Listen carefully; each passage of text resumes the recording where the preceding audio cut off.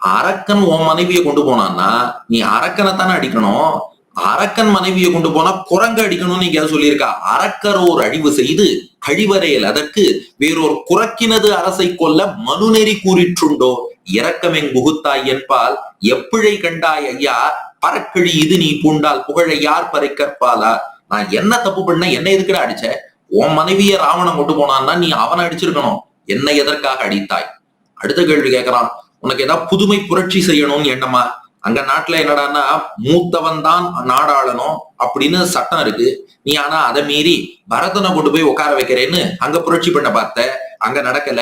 அதனால இங்க மூத்தவனான வாலியை அடிச்சுட்டு இளையவன் சுக்ரீவனை உட்கார வைக்கலான்னு பாக்குறியா? கூட்டொரு வரையும் வேண்டா கொற்றவ பெற்ற தாதை பூட்டிய செல்வம் வாங்கோர் தம்பிக்கு கொடுத்து போந்து நாட்டொரு கருமம் செய்தாய் எம்பிக்கு இவ்வரசை நல்கி காட்டொரு கருமம் செய்தாய் கருமந்தான் இதன் மேல் உண்டோ.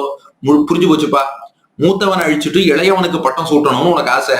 உன் தம்பி ஏத்துக்கல, அதுக்காக என்ன அழிச்சு சுக்ரீவனுக்கு பட்டாபிஷேகம் பண்ணுகிறாயா?